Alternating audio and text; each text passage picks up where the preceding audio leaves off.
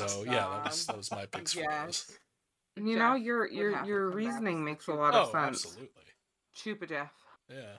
But mine went to Yeah. No, that was my reasoning ranked behind it, movies but yeah, was The I Abominations of thoroughly enjoyed this. Frankenstein and Chupa, and then needs a big originally budget picked remake it was The Abominations of because, Frankenstein, and it was birthday more. month, and you kept joking about how you wanted to. I think I just wanted. I was like, want to do in like my brain, it was like, who micro deserves budget the Hollywood money? Yeah, but I'm just like, you know what? No, like. Oh yeah, no. From that angle, It's like, just the yeah, no. podcast I where me want and you someone do it. to write I'm a very happy large birthday, check. It's Yes. another little But not present to with remake also, the Abominations of renting you out Frankenstein because No. it doesn't a need to be theater remade. I want them to Mm. write him a Watching very Mountain large Madness check to do for your something birthday. else. But Yeah, I think it was know, like needs a big budget remake, and I was like, I That's want okay. him to get to the so point what where they're like, are you should we- remake what are we this. numbered? What Like- is We have what is our- Like that's what I scores want to for him, consider. and not to There say we that go. the So director Chupa and creator had a of kill Chupa count does of not 8. also Mhm. deserve that. They did a A great drug job, and count it of would have been 1. great to see I think at what one they could point do some- with an yeah, even somebody's larger smoking budget. donuts. Like I Right. think it could Oh, get no, real no, they weren't. fucking No, they weren't. I creepy. know why I counted that. I- Because, you know what at it would point, the military as guy goofy was as it taking is, and like I don't really want And I this, figured but that I out. kind of want it. Chances I want are Chupa they to get a would- big even though budget it was a remake, prescription and what they do with the medication, extra probably money did not is have a is just prescription make for it. even more Mm-mm. scenes where the And he characters wasn't- sit around and have He wasn't meetings. taking it to get Yes. recreational. They just He was lean taking into to get it. Oh my high to God. stay awake, so. Yes, Jeff would Uh, have to and a come sex back as count the of 1. Chupa. Oh, There's actually absolutely. a little bit of Chupa a sex Jeff. scene in Chupa. Yeah. Mm-hmm. But So for a total ding score of 10. yeah, no, that was my reasoning behind it. But no, I thoroughly enjoyed this. I originally picked it because birthday month, and you kept joking about how you wanted to you'd want to do like a micro as a budget month, but it would punishment. yeah. But I'm just like, you know what? No, like if it's just the podcast where me and you do it, I'm a happy birthday. It's another little present going with also renting you out a theater to watch In the Mouth of Madness for your birthday. But Sebastian Godin. that's okay. So what are we numbered? What is our ding scores to yes, consider? there we go. So Chupa had a kill count of 8, a drug count of 1. There we go. I think at one point somebody's smoking a joint at some point. Ooh. Oh no, they weren't. I know why I counted that because at one point the military guy is taking pills to stay awake, and I figured that counted because chances are even though it was a prescription medication, he probably did not have a prescription for it, and he Probably not. wasn't taking it to get recreationally high, but he was taking it to get high and stay awake, so I counted it. And a sex count of 1. There's actually a little bit of a sex scene in Chupa. So for a total ding score of 10. The Abominations of Frankenstein ding score. Kill count of 7. Alcohol count of 2. And that's it. Ding score of 9 for there. Dang. And as for total points that we gave them, Abominations of Frankenstein out in front with 105 points to Chupa's 55 points. But those points don't matter because either way, I'm picking for next month, and I'm rolling it forward. We're gonna do a full month for Sebastian Godin. Woo woo. And I think you said you were gonna pick Slimoids. That is correct. I'll go with Like Animator. Hey. And do the 2 of his that I've novelized. There we go. Yes, and there you have it. Thanks to our super unbeatable scientific process, we have determined the single greatest micro-budget film of all time forever. It's The Abominations of Frankenstein. If you think there's a better one out there, by all means let me know what it is over on Twitter at BoonScrubLord. And until the Spoop comes around again, this is your humble reminder to get melted. XOX.